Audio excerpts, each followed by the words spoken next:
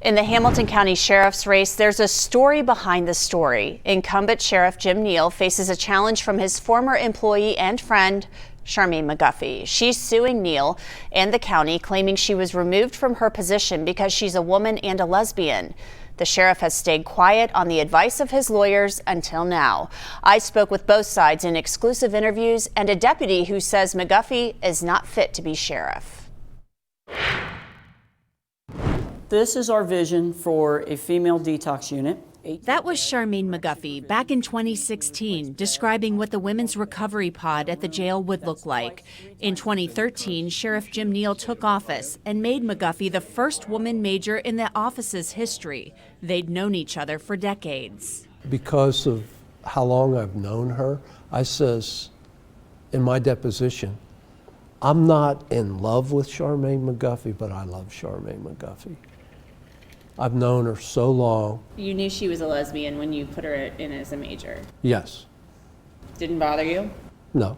When this 108-page memo landed on Neal's desk in 2017, he said things changed. Detectives sustained a hostile work environment complaint filed by Deputy Heather Dobbins, seen here with McGuffey.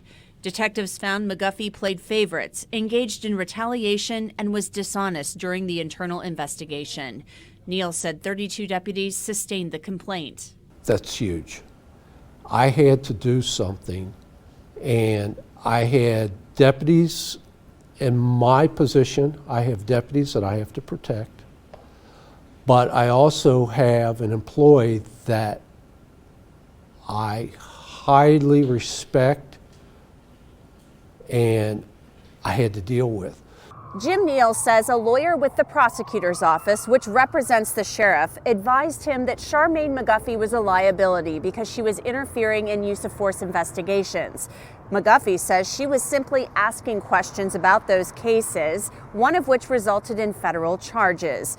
Neal said he wanted to keep her on and offered her a program coordinator job in the jail, but she never responded to the offer, so he had to fire her. As much as Jim Neal says that he loves me, he didn't stand by me. He didn't stand up for the things that I was directed to do. McGuffey says Neal told her she was doing a great job. He stripped me of my title. He stripped me of my authority. He gave me an offer that was designed, in my opinion, to humiliate me. And I did not take that offer, and therefore, correctly, he fired me. That's right. The memo states people close to McGuffey said that she yells, curses, and belittles individuals, all things McGuffey denied in her interview with Internal Affairs. So you're telling me you never raised your voice or cursed or yelled at, screamed in people and belittled them? That's exactly right. I did not do that. One of the people deposed under oath in McGuffey's lawsuit, Major Earl Price. He worked under McGuffey for 17 years. I tolerated it. I dealt with it, as best I could. Price testified about an incident involving McGuffey he said took place during a static self-defense drill where physical contact was unnecessary. She hit me in the face with a closed fist, and it shocked me. We had a conversation after that. It was a serious conversation, and I clearly told her, if you ever do that again, I'm going to send you to the hospital. And when I asked her, I said, why did you do that? And she said she really didn't know. And I really felt that she lost her mind at that time. Price never reported the incident. Did you punch Earl Price in the face? I absolutely did not do that. I have absolutely no idea what he's talking about, to be very honest with you.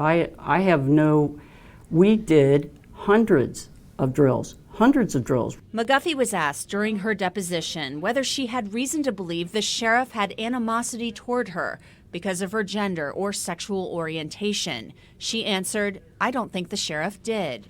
I think he did in the end because he followed directives from the men who created this report that is full of innuendo, gossip, and rumor. McGuffey points the finger at Chief Deputy Mark Schoonover. Schoonover told Local 12 in a statement, I have known Charmaine McGuffey for over 30 years. I unequivocally deny ever treating her or any employee any differently based upon gender or sexual orientation, or mistreating her or any employee in any way.